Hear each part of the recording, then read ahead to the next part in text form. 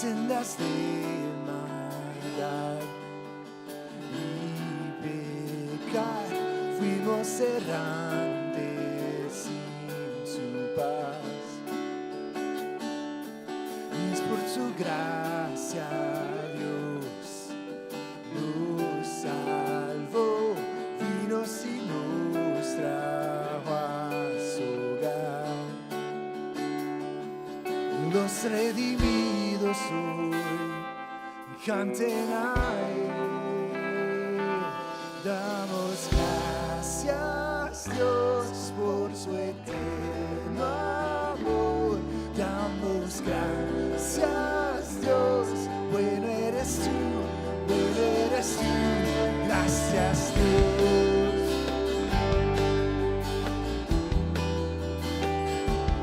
En Puebla y dolor, verás en nuestra angustia das luz. Tú nos levantarás de llorar, cambio de llanto en gratitud. Los redimimos hoy, canten a Él. Damos gracias Dios por su eterno amor. Damos gracias Dios, bueno eres tú, damos gracias Dios por su eterno amor. Damos gracias Dios, bueno eres tú, gracias Dios.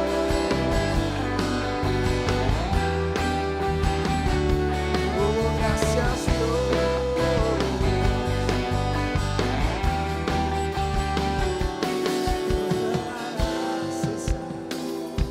La oscuridad y lo que muerto está, vida dará. En el desierto harás ríos nacer. Los redimimos hoy, canten a Él. Los redimidos hoy, canten a Él. Damos gracias Dios por tu eterno amor. Damos gracias Dios, bueno eres tú, damos gracias Dios por tu eterno amor. Damos gracias Dios, bueno eres tú, gracias Dios.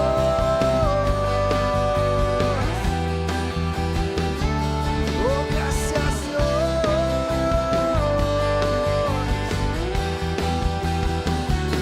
Oh, gracias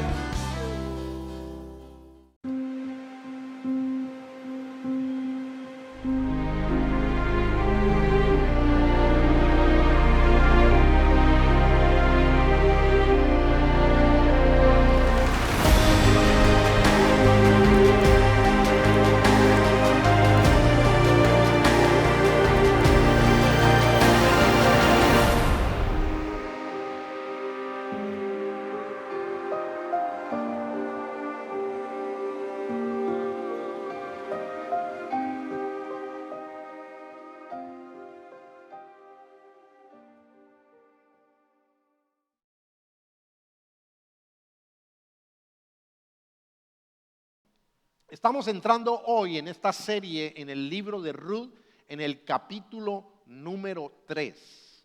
Pero antes de entrar a ver el capítulo número 3, yo quiero hacerle un pequeño recuento, recordarle de manera muy general que el autor de este libro, desde el comienzo, nos ha transmitido a través de esta historia, nos ha transmitido una imagen muy clara, la necesidad que tiene el ser humano de ser redimido por Dios.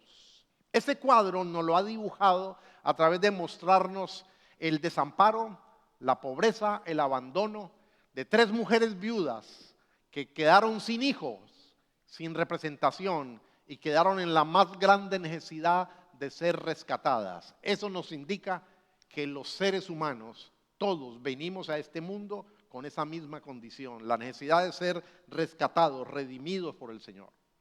El autor de este libro, en el capítulo 1, en forma general, nos mostró a una Noemí muy desesperanzada, llena de amargura, sin deseo de seguir viviendo, viendo a Dios casi como un enemigo.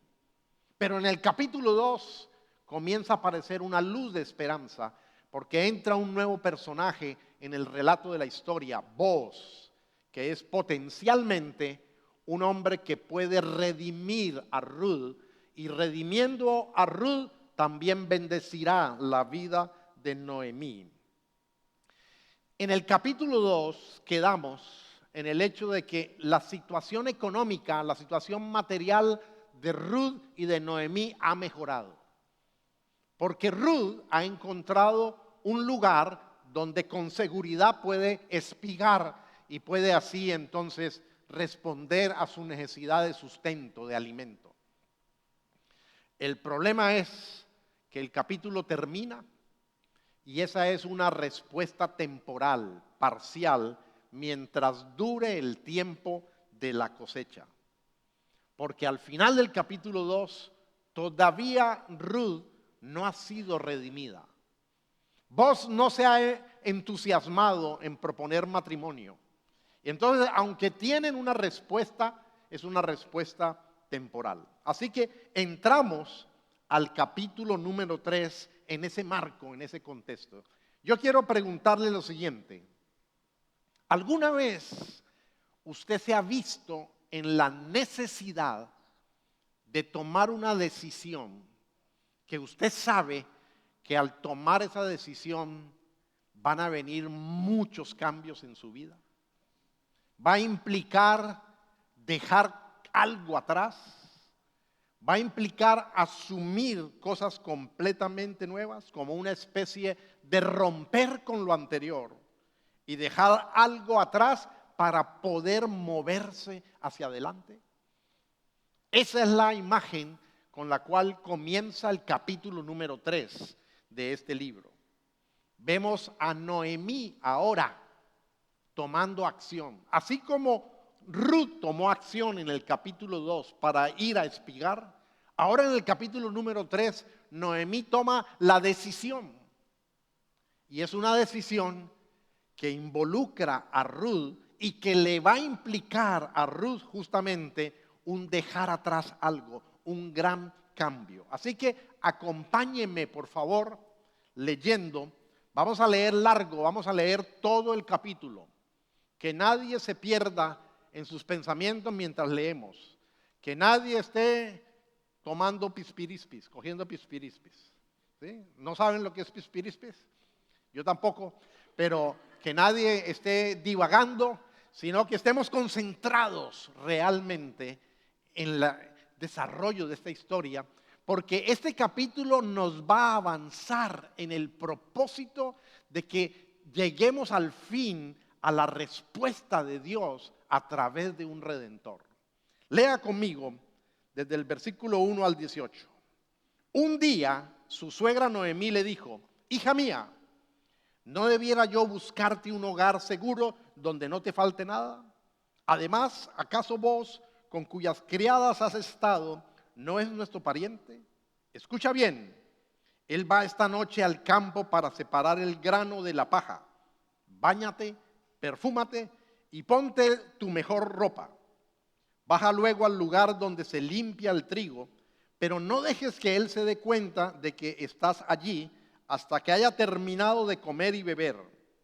Cuando se vaya a dormir, te fijas dónde se acuesta. Luego ve, descubre sus pies y acuéstate a su lado. Verás que él mismo te dice lo que tienes que hacer. Haré todo lo que me has dicho, respondió Ruth. Y bajó al lugar donde se limpia el trigo e hizo todo lo que su suegra había mandado. Boaz comió, bebió y se puso alegre. Luego se fue a dormir detrás del montón de grano. Más tarde Ruth se acercó sigilosamente, le destapó los pies y se acostó allí. A medianoche Boaz se despertó sobresaltado y al darse vuelta descubrió que había una mujer acostada a sus pies. ¿Quién eres?, preguntó. Soy Ruth, su sierva. Extienda sobre mí el borde de su manto, ya que usted es un pariente que me puede redimir. Que el Señor te bendiga, hija mía. Esta nueva muestra de lealtad de tu parte supera la anterior, ya que no has ido en busca de hombres jóvenes, sean ricos o pobres. Y ahora, hija mía, no tengas miedo. Haré por ti todo lo que me pidas. Todo mi pueblo sabe que eres una mujer de noble carácter. Ahora bien, aunque es cierto que soy un pariente que puede redimirte, hay otro más cercano que yo. Quédate aquí esta noche. Mañana, si él quiere redimirte, está bien que lo haga. Pero si no está dispuesto a hacerlo, tan cierto como que el Señor vive, te aseguro que yo te redimiré. Ahora acuéstate aquí hasta que amanezca. Así que se quedó acostada a sus pies hasta el amanecer y se levantó cuando aún estaba oscuro. Pues él había dicho que no se sepa que una mujer vino al lugar donde se limpia el trigo. Luego Boaz dijo: dame la capa que llevas puesta y sosténla firmemente. Ruth lo hizo así. Entonces él echó en la capa 6 medidas de cebada y puso la carga sobre ella. Luego él regresó al pueblo. Cuando Ruth llegó a donde estaba su suegra, ésta preguntó: ¿cómo te fue, hija mía? Ruth le contó todo lo que aquel hombre había hecho por ella y añadió: me dio estas 6 medidas de cebada y me dijo: no debes volver a tu suegra con las manos vacías. Entonces Noemí dijo: espérate, hija mía, a ver qué sucede, porque este hombre no va a descansar hasta dejar resuelto este asunto hoy mismo. El capítulo 3 quiere directamente avanzar sobre el desarrollo de la historia que le apunta a una consumación donde el potencial redentor al fin tome acción y Ruth sea redimida. Así como Ruth actuó, les dije en el capítulo 2, ahora en el capítulo 3 Noemí no quiere cruzarse de brazos y ella quiere tomar acción porque está genuinamente preocupada por su nuera a quien ella ama. Y está preocupada porque ella sabe que está terminando la temporada de la cosecha. Así que está pronto a terminar la provisión de alimento para ellas dos. La pregunta es: ¿qué va a pasar de ahí en adelante? No ha habido propuesta de matrimonio, no ha habido redención para Ruth. Y entonces ella está preocupada porque ella ama a su nuera y quiere dejarla en un estado mucho más firme, más estable.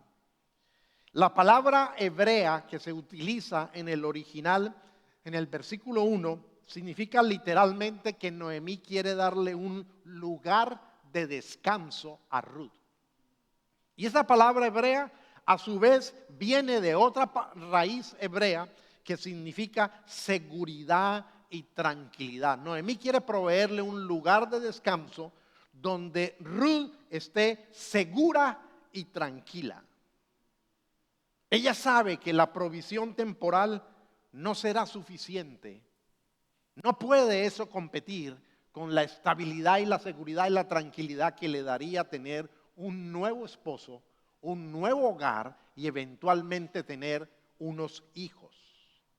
Entonces Noemí toma una decisión que nos parece en nuestra cultura, en nuestra época, en nuestro contexto, nos parece supremamente extraña y nos parece supremamente atrevida. Yo no creo que ninguna madre le diría a su hija hoy en día que haga esto. Que vaya y se acueste al lado de un hombre que le destape los pies y se acueste allí. Porque nos parece una decisión en este contexto actual muy atrevido, nosotros rápidamente lo vemos como un avance sexual, como una propuesta sexual. Pero no es así en el contexto de la cultura de Ruth y de Noemí. Por eso necesitamos llenarnos de más detalles de este contexto para no malinterpretar lo que la historia nos está narrando. Ha llegado el momento de separar la semilla que han cosechado. Ha llegado el momento de separarla de la paja, dejar la semilla bien limpia. Y las versiones nos dicen que para eso tenían que ir a la era.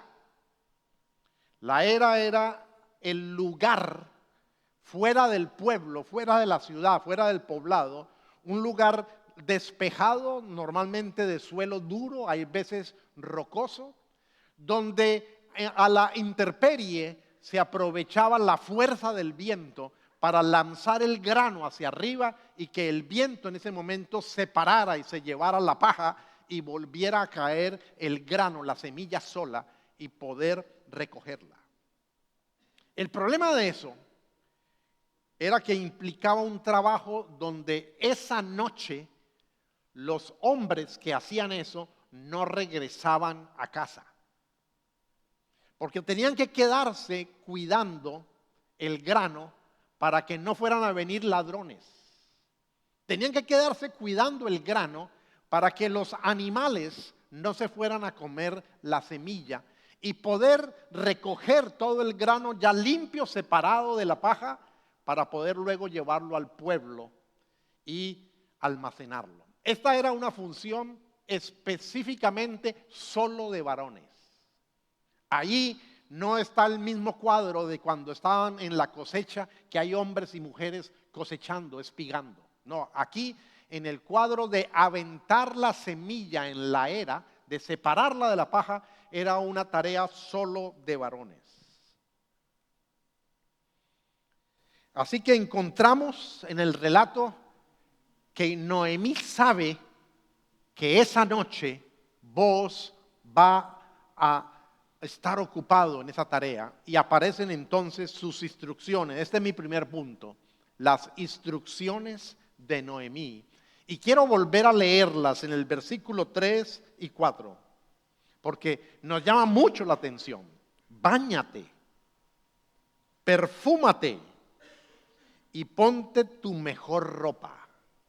O sea, como ponte el vestido con el cual mejor te ves. Casi como decirle, ponte el vestido más seductor que tengas. Baja luego al lugar donde se limpia el trigo, pero no dejes que él se dé cuenta de que estás allí hasta que haya terminado de comer y beber. Cuando se vaya a dormir, te fijas dónde se acuesta. Acuerda que no había luz eléctrica. Esto estaba bastante oscuro, solo lámparas iluminaban el lugar. Luego ve, descubre sus pies y acuéstate a su lado. Verás que él mismo te dice lo que tienes que hacer. Nosotros rápidamente podemos pensar que lo que Noemí le está diciendo a Ruth es: ponte bien bonita, colócate irresistible, perfúmate, báñate y ve y prepárate para un encuentro sexual. Eso es lo que nosotros en esta cultura pensamos que quiere decir este relato. Pensamos que la situación es esta: hija mía, se está acabando la cosecha y nos vamos a quedar sin con qué sustentarnos. Así que saca el as debajo de la manga, ve y seduce a Booz, prepárate para un encuentro sexual, compromételo y con eso lo obligas a que se case contigo. Pareciera que esas fueran las instrucciones. Pero obviamente que interpretar el texto de esa manera sería muy inconsistente con la cultura de la época del texto.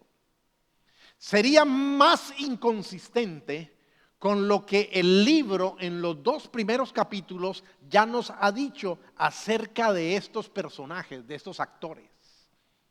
El relato en este libro nos ha dicho que Noemí no quiere usar a Ruth. Noemí quiere proteger a Ruth.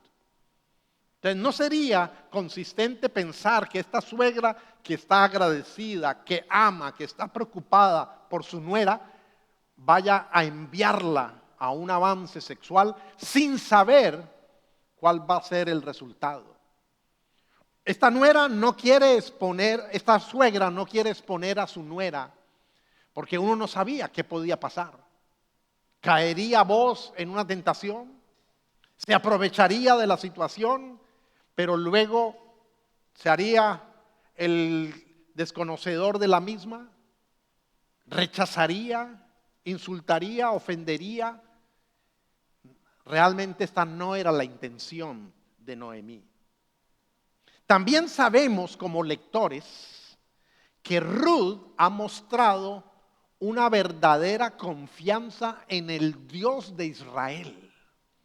Ella ha renunciado a su cultura, a los ídolos. Ella ha renunciado a la posibilidad de quedarse en Moab, siendo una mujer joven todavía, para conseguir un marido y asegurar su futuro.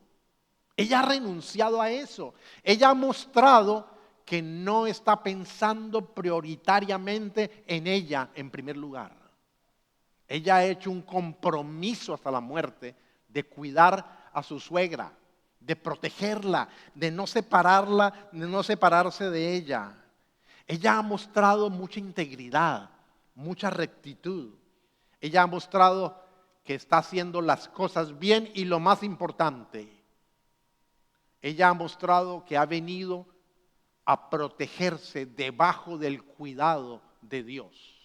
Sería totalmente inconsistente pensar que ella ha tomado esta decisión y a su vez quiere actuar de una manera contraria a la voluntad de Dios.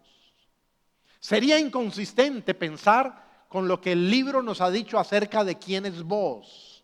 Booz es un hombre temeroso de Dios, que quiere actuar conforme a la ley de Dios y en su favor y en su generosidad ha ido más allá de lo que la ley de Dios le exige, pero nunca ha ido en contra de la ley de Dios en este propósito, en esta relación.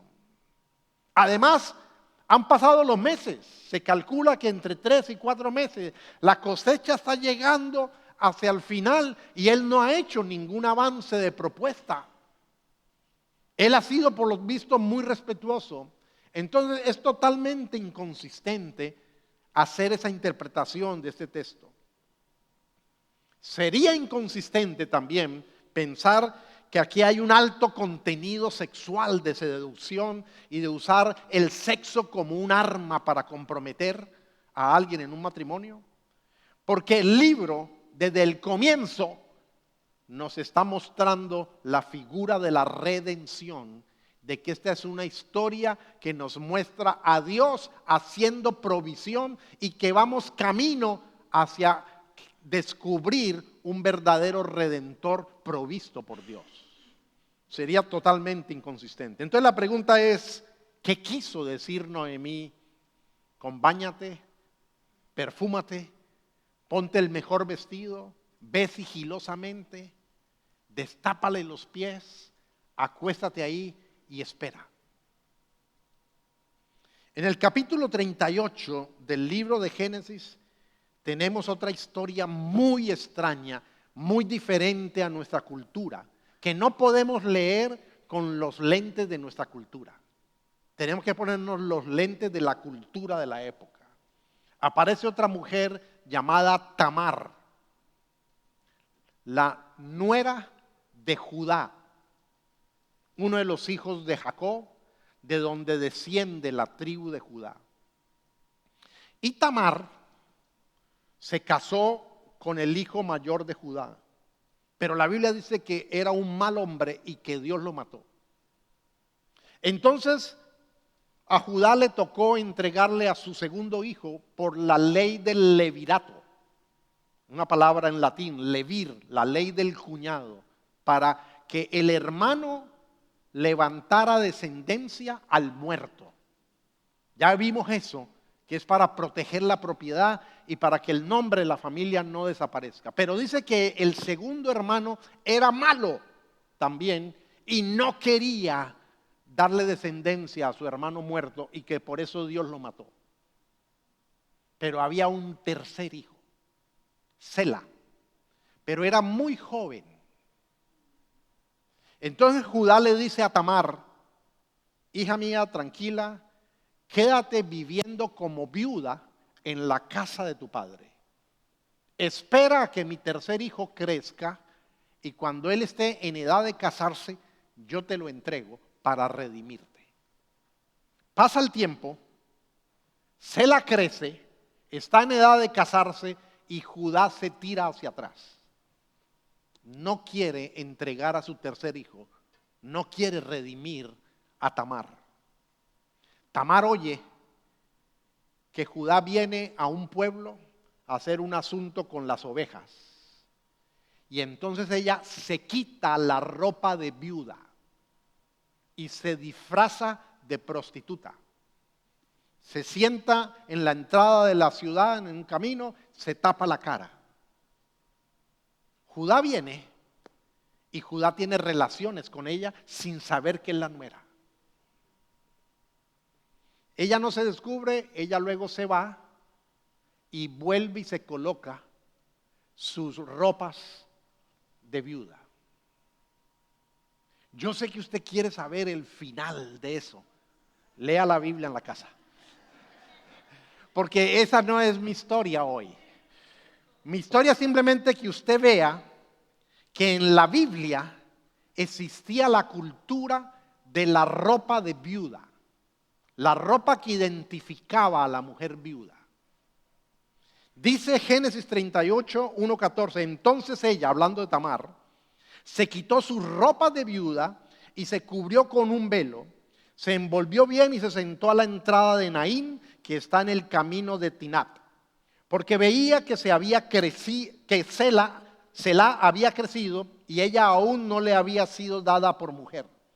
Y ella concibió de él, de Judá. Entonces ella se levantó y se fue, se quitó el velo y se puso sus ropas de viuda. Era cultural eso. La mujer guardaba luto vistiendo como viuda. Hay otro contexto en la Biblia que ya no está hablando de viudez, pero está hablando de luto con el rey David. El rey David tuvo un hijo en una relación ilícita. Y Dios disciplinó a David enfermando al niño. Y David hizo ayuno, David clamó a Dios, estuvo de luto y dice que no se lavó, no se ungió, no se cambió de ropa y estuvo llorando por la salud del niño, pero Dios no quiso escuchar. Y entonces dice el relato en 2 de Samuel 12, 19 y 20, dice: pero viendo David que sus siervos susurraban entre sí, comprendió que el niño había muerto. Y dijo a sus siervos: ¿ha muerto el niño? Y ellos respondieron: ha muerto. Entonces David se levantó del suelo, estaba en el suelo, se lavó, se ungió y se cambió de ropa. Entró en la casa del Señor y adoró. Después vino a su casa y cuando pidió le pusieron comida delante y comió. O sea que en la cultura bíblica mantener la ropa de luto o ropa de viudez era una costumbre y se guardaba por un tiempo y así se identificaba a la persona que era viuda o que estaba de luto. Lo que Noemí le dijo a Ruth es: hija mía, ha llegado el tiempo en que debes dejar atrás el tiempo de luto. Ya no debes seguir llorando más a tu esposo muerto, a mi hijo. Es hora de darle vuelta a la página. Es hora de que te prepares para tu nueva etapa. Es hora de que le dejes saber al potencial redentor que ya ha terminado tu luto, para que Él pueda hacer la obra de redención. Es cuando uno entiende que aunque Boaz ha mostrado un interés muy personal en Ruth, la ha ayudado mucho, se ha portado muy bien con ella, no le hace ninguna propuesta. ¿Por qué? Porque ella estaba de luto y eso había que respetarlo. Entonces Noemí lo que le está pidiendo a Ruth es: deja de llorar ya a tu esposo muerto y prepárate para la nueva etapa. Necesitas comunicarlo. Y esta era la manera de hacerlo. Entonces aquí viene mi segundo punto. Esta fue una decisión audaz. Noemí le está pidiendo a Ruth no algo contrario a la ley de Dios. Lo que Noemí le está pidiendo a Ruth es que actúe conforme al derecho que tiene en la ley de Dios. No que se salga de la ley de Dios. Esto es muy importante. La propuesta de Ruth a Boaz estaba dentro del marco de la voluntad de Dios, no estaba por fuera de la voluntad de Dios.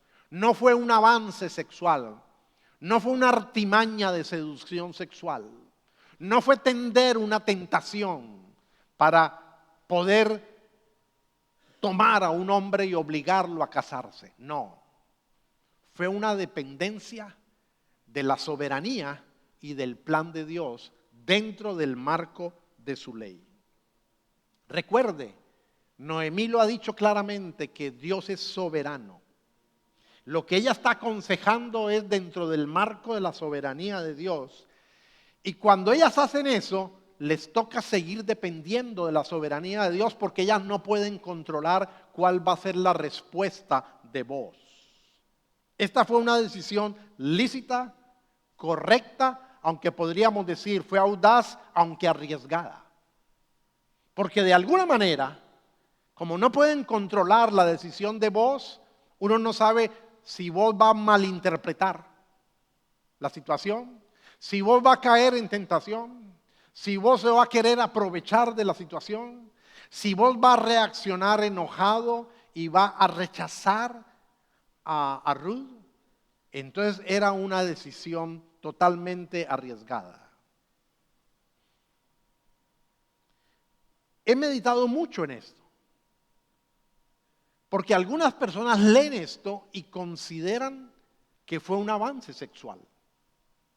Pero yo he mirado esto y me he puesto a mirar, no.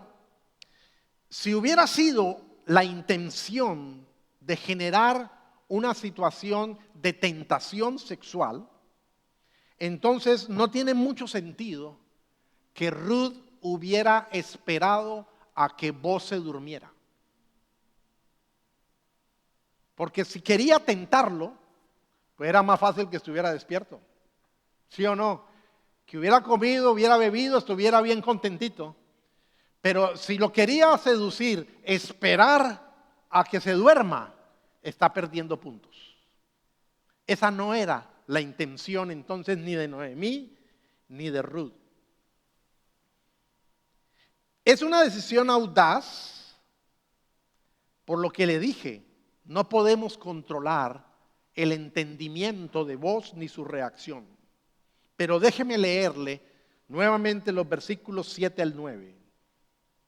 Boaz comió, bebió y se puso alegre. Luego se fue a dormir detrás del montón de grano.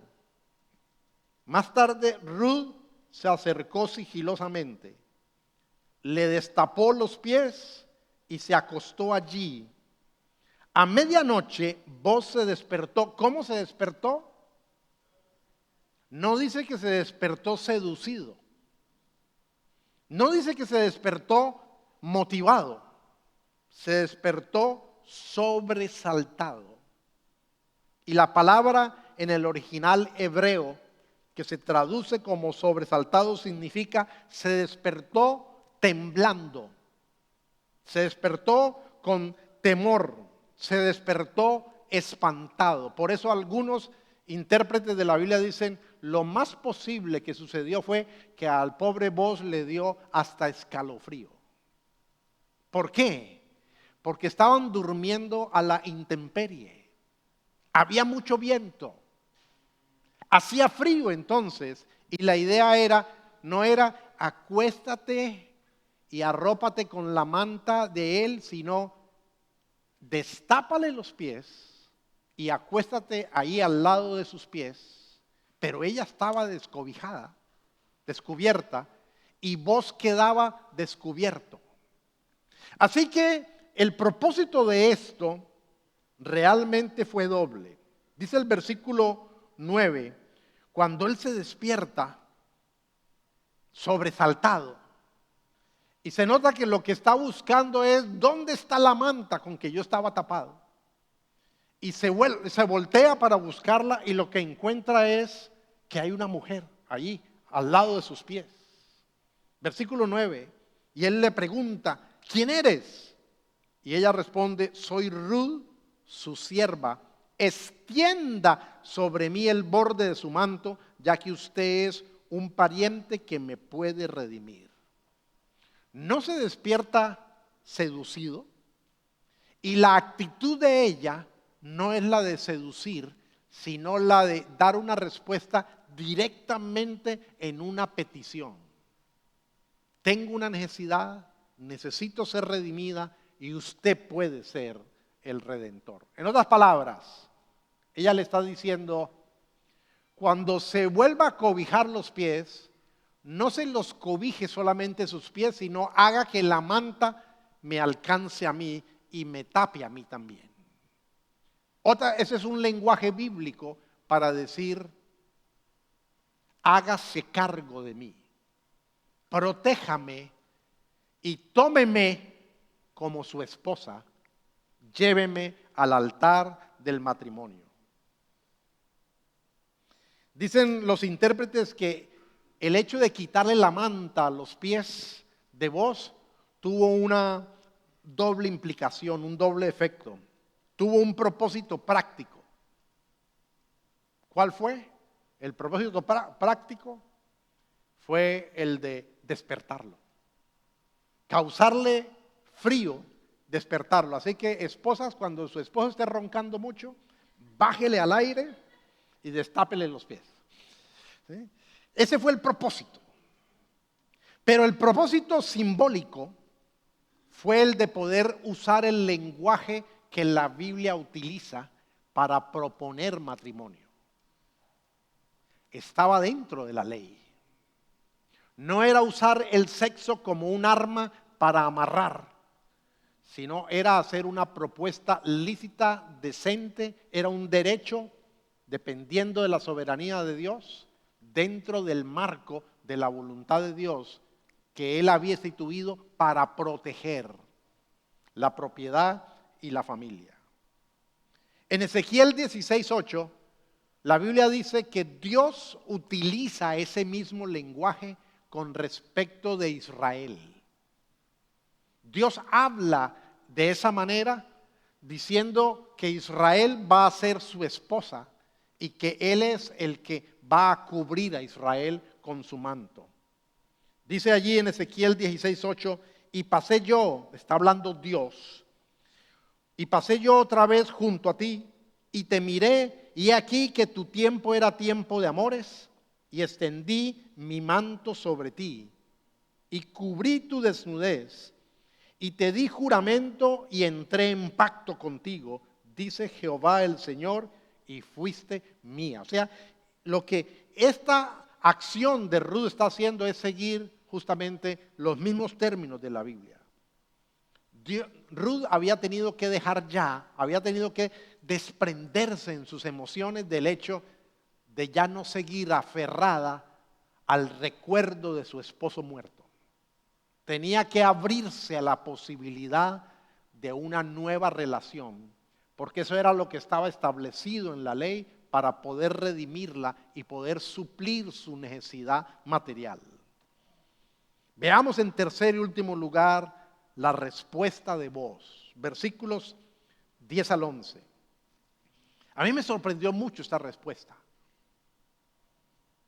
porque si nosotros leemos esto en nuestra cultura obviamente lo malinterpretamos, ¿cierto? Entendemos que Ruth le está haciendo un avance sexual y entonces obviamente esperaríamos que vos contestara seducido. Pero él responde admirado por la buena acción que ella está teniendo y la bendice. No hay ninguna connotación sexual aquí. Que el Señor te bendiga, hija mía, esta nueva muestra de lealtad de tu parte supera la anterior. Wow. Vos le estás diciendo, el hecho que te hayas quitado tu ropa de viuda, me hayas destapado los pies para fregarme la vida y que me dé frío y me despierte y me dé escalofrío y yo me dé cuenta que tú estás allí, es más grande esa bondad que la primera. ¿Y cuál fue la primera bondad de Ruth? Dejar a su papá, dejar a su mamá, dejar su nación, dejar su cultura, dejar sus creencias para aferrarse a un compromiso de no abandonar a su suegra y velar por el bienestar de su suegra. Eso es muy grande. Pero dice que esta acción es más grande. Esta acción ha dejado a vos más impresionado. Supera la anterior, ya que no ha sido en busca de hombres jóvenes, sean ricos o pobres. Ahora, hija mía, no tengas miedo, haré por ti todo lo que me pidas. Todo mi pueblo sabe que eres una mujer de noble carácter. La otra versión dice, todo mi pueblo sabe que tú eres una mujer virtuosa. ¿Qué quiso decir vos? Vos le estás diciendo, el haber dejado todo, tu arraigo, tu identidad, tu cultura, fue grande, pero es más grande que tú te quieras casar conmigo. Porque eso me demuestra que no estás buscando tu placer, no estás buscando tu conveniencia, no estás buscando tu gusto, estás queriendo vivir en obediencia al Dios al cual has venido a refugiarte bajo sus alas y estás pensando en la familia de Elimelech y en tu suegra. ¿Sí me entiende? Es difícil para nosotros porque somos una cultura bombardeada sexualmente. Y somos una cultura eminentemente egoísta.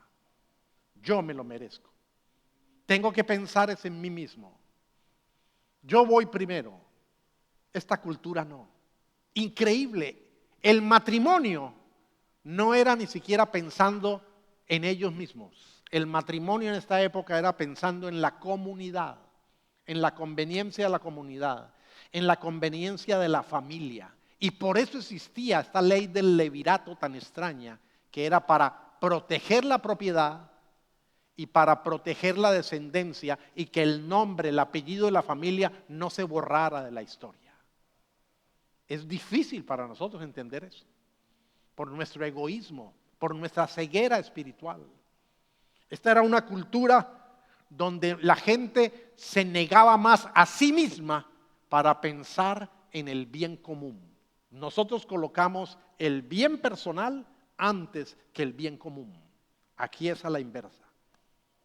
Así que la petición de Ruth causó un mayor impacto positivo que impresionó a vos, de donde deducimos que vos no era un jovencito, que le llevaba años a Ruth.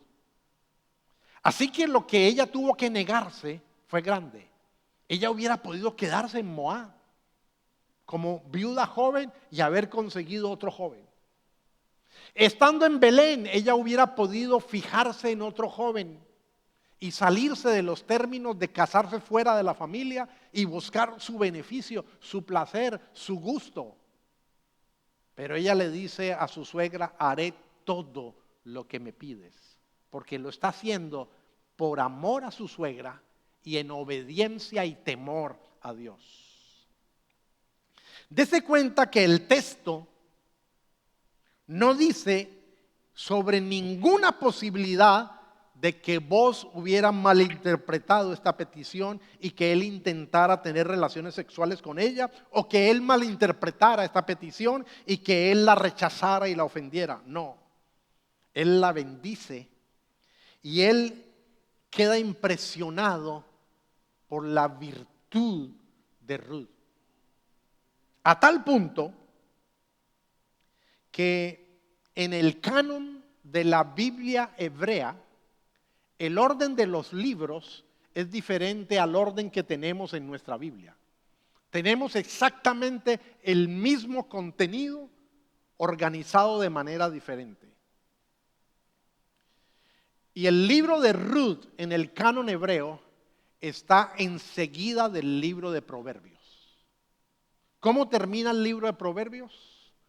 Capítulo 31, la mujer virtuosa. ¿Qué seguía después del capítulo en el canon hebreo de la mujer virtuosa? La historia de Ruth. En otras palabras, en la cultura hebrea, el judío que leía Proverbios y luego seguía a Ruth, él sabía que la mujer de Proverbios 31 es Ruth. Así que a la pregunta que hace Proverbios 31, mujer virtuosa, ¿quién la hallará? La respuesta es: mira a Ruth.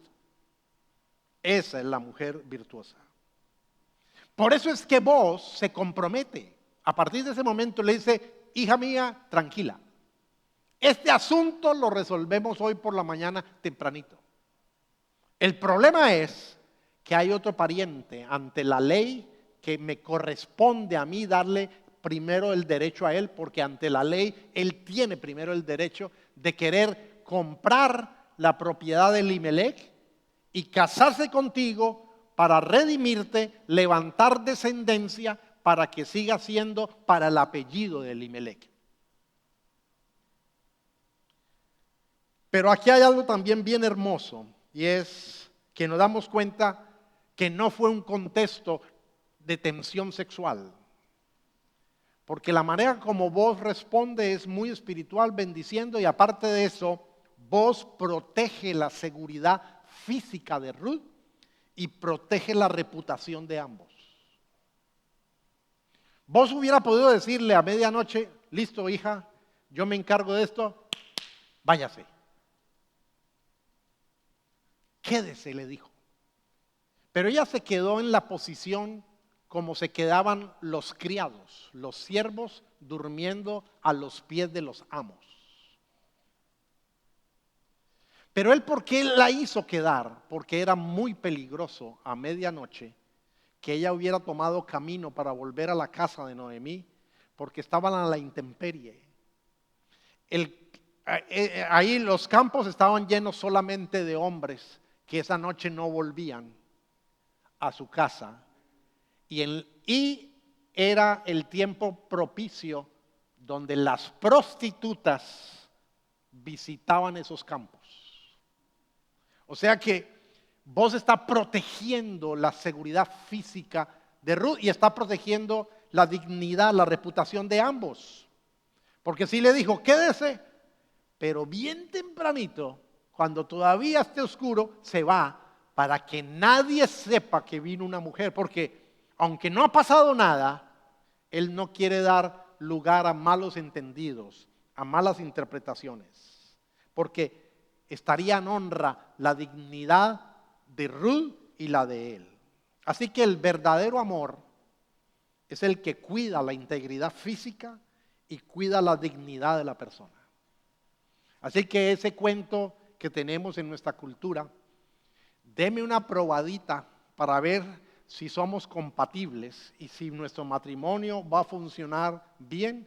No es amor, es egoísmo, es deleite, es buscar solo mi placer. Porque ahí no se prueba nada, simplemente se demuestra que no hay verdadero interés de proteger a la otra persona, sino que se está pensando en el deleite personal.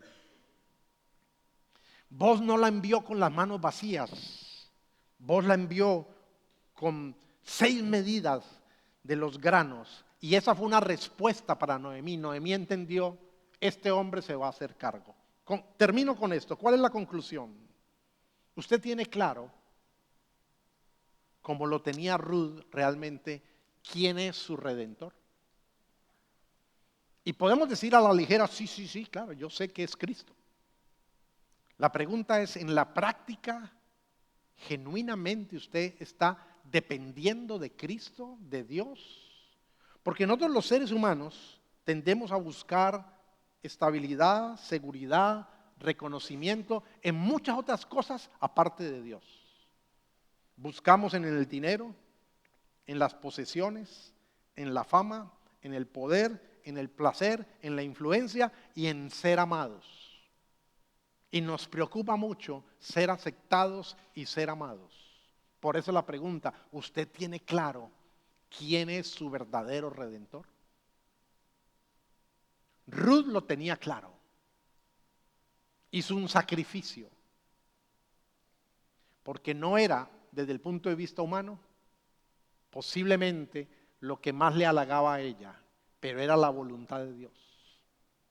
Hay veces seguir a Jesús no es lo que humanamente la gente nos va a aplaudir. La gente va a decir, usted es de los que lee Biblia y cree en Jesús, usted es de los que va a la iglesia. Y usted tiene que estar dispuesto a pagar ese precio. Jesús, de hecho, es el mejor redentor, el único. Es Dios hecho hombre que vivió una vida perfecta, sin pecado, y a quien tú puedes colocarle tu vida y puedes decirle a Jesús, Señor, cúbreme con tu manto, hazte cargo, ten el control de mi vida. Muchas gracias por conectarse con nosotros. Si no lo has hecho, no olvides suscribirte a nuestro canal para que no te pierdas ninguno de nuestros episodios. Compártelos con tus amigos y familiares y no olvides que puedes unirte a nosotros en persona cada domingo a las 11:30 a.m.